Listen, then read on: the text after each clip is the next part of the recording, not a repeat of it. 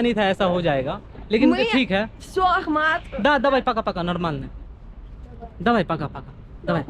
Давай, нормально. Давай, пока. Люблю тебя, да. प्यार कर भी, दा दा दा दावा। हम चलते हैं रेलवे स्टेशन, पता करते हैं कितने का टिकट है, कितने बजे ट्रेन है। यहाँ के 2 लाख रुपए, जो कि इंडिया के लगभग 5,000 रुपए से कुछ कम होते हैं। कुछ इस तरह का ट्रेन था, पूरा सोवियत यूनियन के स्टाइल का, पूरा ओल्ड जमाने का, पूरा देख सकते हैं। तो गुड मॉर्निंग, आप सभी का स्वागत है और मैं हूँ ट्रैवलिंग हिंदी। और फिलहाल हूँ मैं मंगोलिया में, और मंगोलिया से जा रहे हैं हम चाइना। ना तो हमारे पास चाइना का वीज़ा है, अभी मेरे पास मंगोलिया का स्टम्प लगा है। और अब हम मंगोलिया एग्जिट करेंगे, फिर जाएंगे चाइना बॉर्डर, और देखते हैं वीज़ा मिलता है कि नहीं मिलता है। ये क्रेजी एक्सपीरियंस होने वाला है भाई, रियली। तो welcome to Mongolia and come here. No. See this picture. But Welcome outside Mongolia. Hello, we go outside Mongolia. See, this is we Mongolia. go. This is from Mongolia. This is outside. No, तो भाई ये रहा Mongolia. हम वहाँ से entry लिए थे और उधर से पैदल चल के चला है। यहाँ से हम फिर एग्जिट की तरफ जा रहे हैं, यहाँ से फिर हम जाएंगे चाइना की तरफ। ये रहा एग्जिट। और no problem, don't cry. We meet in after maybe 20 day in Saint Petersburg. Okay, is international problem, what we should we do? Okay, don't worry, go safely and come back. दादा normal don't cry, normal, कोई बात नहीं, हम बताते details. Don't worry. Okay, you have seen. मुलाकात है, у нас не получилось. हमें पता नहीं था ऐसा हो जाएगा, लेकिन ठीक है। Все, Ахмат. давай, пока, нормально. Давай, пока. Давай, нормально. Давай, пока. Люблю Люблю тебя. тебя, да. प्यार कर भी, दा दावा। चलिए आपको पूरी स्टोरी बताता हूँ। मुझे पहले से ही पता था कि इंडियन के लिए ऑन अराइवल वीज़ा नहीं है। और प्रॉब्लम ये हुआ कि जब उसका 30 दिन का वीज़ा था और मेरा 19 दिन का वीज़ा था, उसके पास 8-10 दिन का वीज़ा था, लेकिन वो आई सिर्फ मेरे लिए कि उसने पता किया था, उसकी एक फ्रेंड रशियन आई थी, उन लोग को ऑन अराइवल मिल जाता है, कोई प्रॉब्लम नहीं, उन लोग को मिल जाता है। अब मुझे 100% पर तो पता था कि मुझे नहीं मिलेगा। मैं उसकी तसल्ली के लिए चलो ठीक है, मैं उसको ये नहीं बोला कि नहीं मिलेगा, तो पहले से उसका मूड ख़राब हो जाता है। नेचुरल चीज़ें हुए तो ठीक है। चाइना एग्जिट किए ईजिली, चाइना में एग्जिट आराम से हो गया, मंगोलिया में एंट्री आराम से हो गया, कोई प्रॉब्लम नहीं है। उसके बाद जब हम गए ना मंगोलिया के एग्जिट डिपार्टमेंट में, तो लाइन में आ गई थी, उसको स्टम्प मार दिया एग्जिट का, क्योंकि उसको वीज़ा नहीं चाहिए, रशियन को वीज़ा नहीं चाहिए मंगोलिया के लिए, और मुझे वीज़ा चाहिए। तो उसने फिर उसको तो मार दिया, और मेरा जब स्टम्प एग्जिट मारने गया तो उसने लिस्ट चेक किया कि चाइना का वीज़ा ऑन अराइवल है कि नहीं। तो मुझे तो पता था कि नहीं है भाई, अपने को ऑन अराइवल नहीं है। तो उसने मेरा मतलब उसने मुझे चाइनीज़ वीज़ा मांगा, तो मेरा तो था सिंगल एंट्री। तो फिर बात की चाइनीज़, उधर चाइनीज़ बॉर्डर से, तो वो लोग बोला नहीं, अलाउ नहीं है। तो बस यही स्टोरी था। मुझे तो पता था, और मैं यहाँ से जाऊँगा उलानबातर, मुझे पता था। और उसका प्रॉब्लम ये है, मैं चाहता तो मारिया को साथ में लेके जाता, लेकिन उसका रिटर्न टिकट कटा हुआ है 11 दिन के बाद का। तो भी समझ में आया भाई, इंटरनेशनल प्रॉब्लम है तो उसमें कुछ कर नहीं सकते। तो बस यही है, अब चलते हैं यहाँ से। और बाकी यार यूँ नहीं लगी थी, तो मेरे को भी थोड़ा सैडनेस हो जाता है यार। अब लड़की जाते उसको मैं कैसे डायरेक्ट बोल दूँ कि भाई हम नहीं जा सकते हैं, हमें वीज़ा नहीं मिलेगा। चलो ठीक है, जो भी हुआ अच्छा हुआ। और अब चलते हैं यहाँ से उलानबातर। शियान उसके दोस्त और भाई जैसा है, बहुत अच्छा बंदा, उसके माँ बाप भी बहुत अच्छे हैं। और दोबारा चाइना आएंगे तो उसके घर जाएंगे। बहुत महंगा है यार, चाइना से अगर रशिया के लिए अप्लाई करोगे तो कम से कम 18-20 हज़ार की टिकट है, समझ रहे हो। अगर मंगोलिया से जाओगे हिचहाइकिंग करके तो फ्री हो जाएगा। भाई पैसा भी देखना पड़ता है, बाकी चलो ये सही है। यहाँ से मैं हिचहाइकिंग या कुछ भी लेके, ट्रेन लेके या कुछ भी लेके उलानबातर जाऊँगा। मैं कैपिटल सिटी है, वहाँ ही जाऊँगा। टेंशन नहीं लेते हैं, थोड़ा सैडनेस था, 1 घंटा बैठ के चार्ज करके सैडनेस दूर कर लिया। अब चलते हैं उलानबातर, या हिचहाइकिंग या ट्रेन से। यहाँ से वॉकिंग अलाउड नहीं है, तो मैं किसी से लिफ्ट मांग के थोड़ा स्टेशन जाऊँ या हाईवे पे जाऊँ, तो देखते हैं जैसे जो बनता है। अपने को लिफ्ट मिल गया, मैं बोला 1-2 किलोमीटर छोड़ दो, बोला चलो छोड़ देते हैं। Do you know station, how long here to station? Welcome to Mongolia kindness. तो भाई ये है मंगोलिया, और एक बोली में बोला हाँ चलो मैं छोड़ देता हूँ। तो देखते हैं, हर जगह एक्सपीरियंस अच्छा रहता है। तो भाई इन्होंने मुझे 3 किलोमीटर का लिफ्ट दिया, और छोड़ दिया railway station. Thank you so much. तो अब हम चलते हैं रेलवे स्टेशन, पता करते हैं कितने का टिकट है, कितने बजे ट्रेन है। चोरनिया। ये लोग लैंग्वेज नहीं समझ रहे तो मजा कर रहे हैं, अपने को समझना चाहिए भाई। किसी कंट्री में आते हो, कोई भी देखता है टूरिस्ट तो ऐसा मस्ती करता है, तो उस चीज़ को एक्सेप्ट करना, बुरा मत मानना, ठीक है। तो ये रहा रेलवे स्टेशन और जाएंगे हम रेलवे स्टेशन पे। भाई ट्रेन तो लगी है उलन बतार की, दिन के लगभग 1 बज रहे हैं और देखते हैं कितने बजे ट्रेन जाती है। टिकट लेने और देखते हैं कितने का टिकट है, क्या बनता है, कितने बजे है। हेलो उलन बतार, कैश है नहीं मेरे पास और मैं निकाल रहा हूँ एटीएम से कैश। इंग्लिश का ऑप्शन है, कुछ इस तरह का एटीएम है और बैंक का नाम है खान बैंक। ये यहाँ के 2 लाख रुपए, जो कि इंडिया के लगभग 5,000 रुपये से कुछ कम होते हैं। और ये निकल चुका अपना पैसा, ये निकल चुका पैसा। और मंगोलिया का कुछ ऐसा पैसा होता है। और चार्ज कितना लगा है, मेरे को 2% मार्कअप चार्ज लगता है और बाकी देखते एटीएम फीस तो लगेगा ही, क्या कर सकते हैं, मजबूरी है। वो कार्ड ले नहीं रहे थे, मैं टिकट काट रहा था तो उसको कैश चाहिए तो कैश निकाल के देना पड़ेगा, नहीं तो हर जगह कार्ड यूज़ कर सकते हैं आप मंगोलिया में इजली। हो गया टिकट, जो लगभग इंडिया का लगभग 1400 रुपया पड़ा। और ये स्लीपिंग है।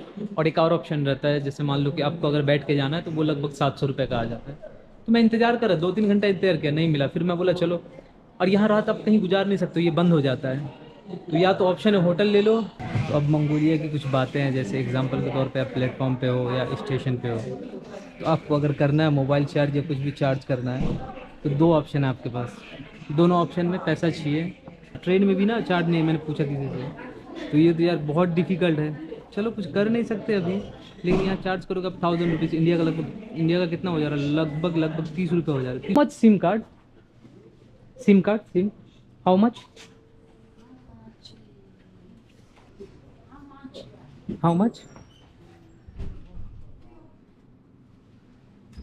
ओके। ओ भाई हर तरह का सिम कार्ड है। 3 GB 8 दिन के लिए 35,000 में। और यहाँ दिया हुआ है 5 GB 15 दिन के लिए 35,000 में। सिम महंगा है, मोटा मोटी समझ लो। मुझे सिम नहीं लेना भाई, मैं सिम नहीं लेता हूँ, मैं ऑफलाइन भी ज़िंदगी जी लेता हूँ। ठीक है, चलते हैं यहाँ से थोड़ा मोबाइल चार्ज करके फिर जाएंगे स्टेशन। तो भाई आपको पता चल गया होगा सिम कार्ड का। और मनी एटीएम से मैंने विड्रॉल किया, मजबूरी था, कुछ कर नहीं सकते। तो एक रुपये इंडिया के, यहाँ के 40 रुपये होता है, तो समझ लेना यहाँ का 40 रुपया, इंडिया का 1 रुपया होता है। और स्टेशन का नाम है, मंगोलिया बॉर्डर से आप आएंगे, यहाँ से 3 किलोमीटर दूर है। और स्टेशन का नाम है जमीन उदो।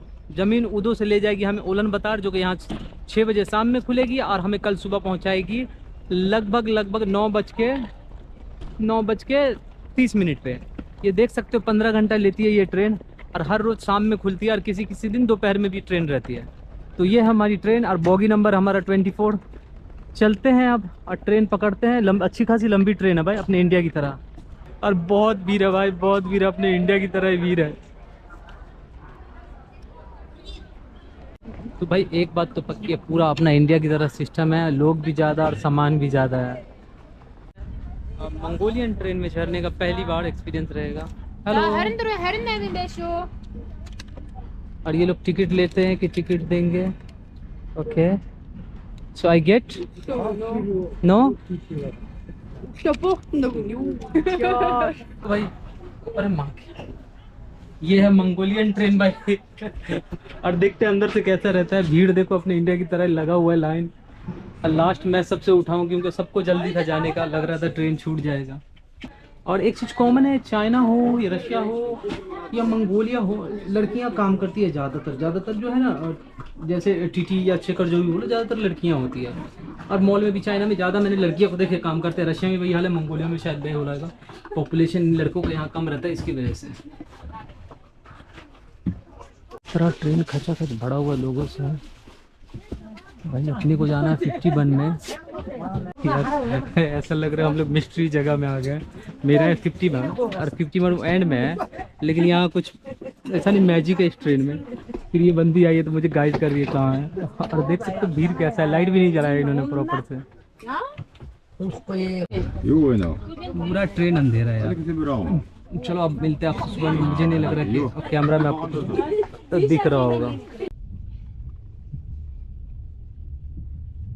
तो लगभग हम पहुंचने वाले हैं ओलन बातार, और ये लगभग 15 घंटा 20 मिनट और 15 मिनट बाकी है जो पहुंचाएगी स्टेशन पे। और बाकी में ओलन बातार थोड़ा ठंडा प्लेस है, अभी लगभग माइनस में नहीं है लेकिन प्लस 3-4 में है। तो ये कुछ इस तरह का ट्रेन था, पूरा सोवियत यूनियन के स्टाइल का, पूरा ओल्ड ज़माने का, पूरा देख सकते हैं वही रशियन स्टाइल का। ऊपर में सामान वगैरह और नीचे मिडिल सीट रहता है, नीचे बैठने का। थर्ड क्लास स्लीपर है, ठीक है, अच्छा है, सब कुछ वही था सोवियत यूनियन का। बाकी पहले तो लग रहा था बहुत भीड़ है, लेकिन यहाँ भी रशिया की तरह सीट वाइज लोग रहते हैं, एक्स्ट्रा लोग नहीं रहते। चाइना की तरह नहीं है कि एक्स्ट्रा लोग रहते हैं, यहाँ सीट वाइज लोग रहते हैं। बाकी ठीक था, क्लीन वगैरह था, अच्छा था। एक मंगोलिया ट्रेन की आपको यूनिक बात बताता हूँ। जैसे ये एग्जांपल के तौर ये टिकट है ना, जैसे आप ट्रेन में एंट्री करेंगे, जहाँ से भी बोर्डिंग होगा आपका, वो लोग ये टिकट आपसे ले लेंगे, ठीक है। और जैसे आपका उतरने का टाइम होगा तो वो ये टिकट दे देंगे आपको। सही है, मतलब आपका टिकट कहीं नहीं हिराने वाला है, अच्छा सिस्टम है। यहाँ पे लोग ना साथ में सामान बहुत कैरी करते हैं, जिसको भी देखो बहुत सारा सामान लेके जाते हैं। चलो निकलते हैं ट्रेन से।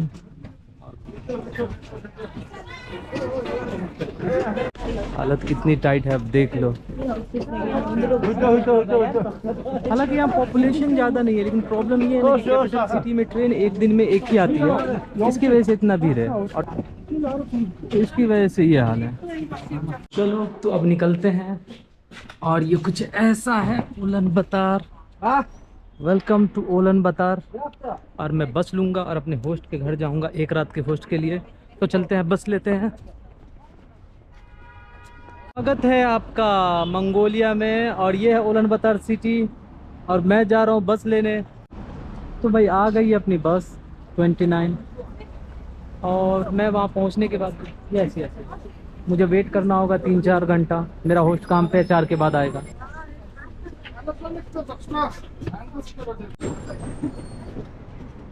एक रेस्टोरेंट में आया था, इंडियन पाकिस्तानी रेस्टोरेंट है, तो मैं यहाँ बैग रख दिया 2-3 दिन के लिए, और भाई ने एक्सेप्ट किया। थैंक यू सो मच, आपका बहुत बहुत शुक्रिया, और आपका भी बहुत बहुत शुक्रिया आप चाय के लिए। नहीं भाई कोई मसला नहीं। चलिए ठीक है, जो भी खिदमत हो इंशाल्लाह। इंशाल्लाह इंशाल्लाह ठीक है, दोबारा ज़रूर मिलेंगे।